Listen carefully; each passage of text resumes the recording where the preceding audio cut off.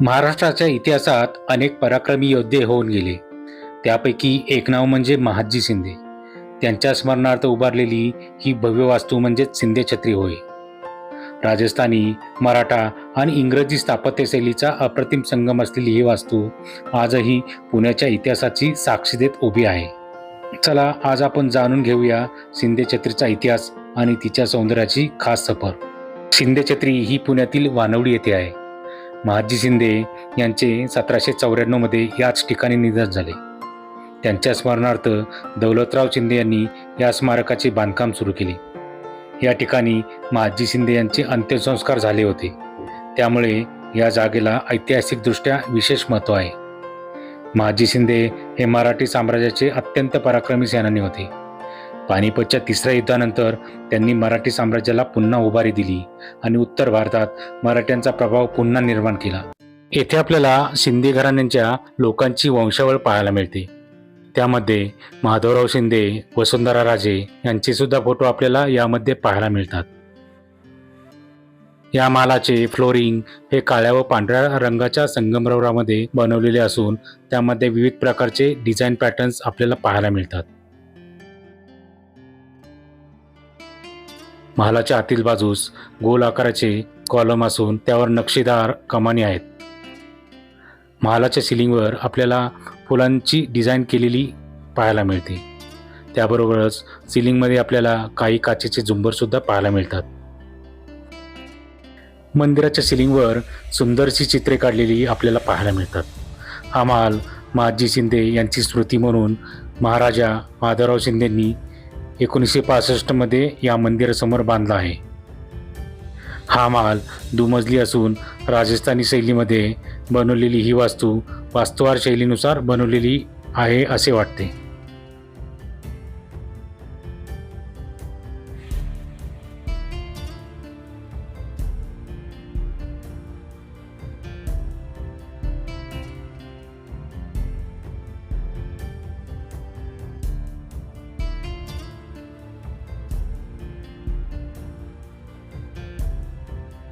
मंदिराच्या गाभाऱ्याच्या दोन्ही बाजूला सुंदर मूर्त्या, त्यासोबतच सुंदर नक्षीदार केलेले कोरीव काम आपल्याला पाहायला मिळते.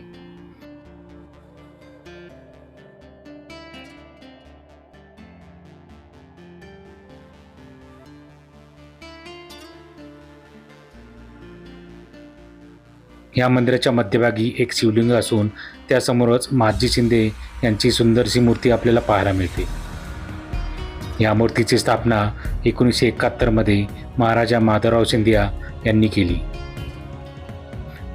हे महादेव मंदिर स्वतः महादजी शिंदे यांनी इसवी सन 1715 मध्ये बांधले होते. मंदिराच्या गाभाऱ्यामध्ये महादजी शिंदे यांच्या मूर्तीच्या डाव्या बाजूला एक छोटेसे देवघर आपल्याला पाहायला मिळते, ज्यामध्ये देवदेवता विराजमान झालेल्या आपल्याला दिसतात. तसेच गाभाऱ्याच्या डाव्या बाजूच्या खिडकीमध्ये आपल्याला एक पालखी दिसते. त्या पालखीसमोरच एक नगारा आपल्याला पाहायला मिळतो.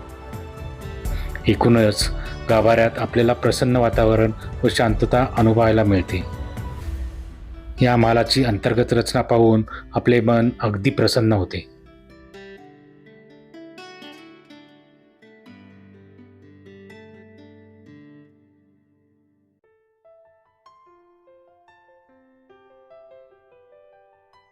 या महालाच्या डाव्या बाजूला आपल्याला महाराज महादजी शिंदे यांची समाधी पाहायला मिळते.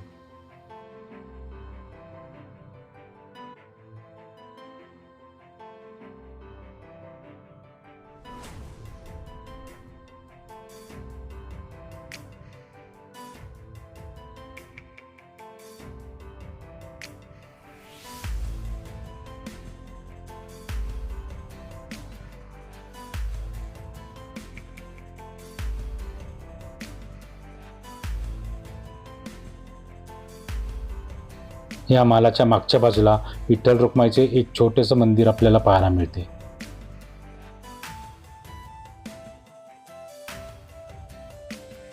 हा महाल वास्तुहार शैलीनुसार बनवलेला असून चुना गच्चीच्या सुंदर कोरीवकाम केलेल्या भिंतीवर स्टेन ग्लासच्या खिडक्या आपल्याला पाहायला मिळतात.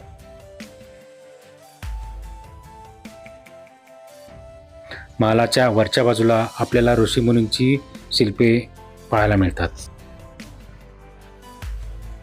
पुणे शहरात येणाऱ्या प्रत्येक इतिहासप्रेमीने आणि पर्यटकाने शिंदे छत्रीला नक्कीच भेट द्यावी.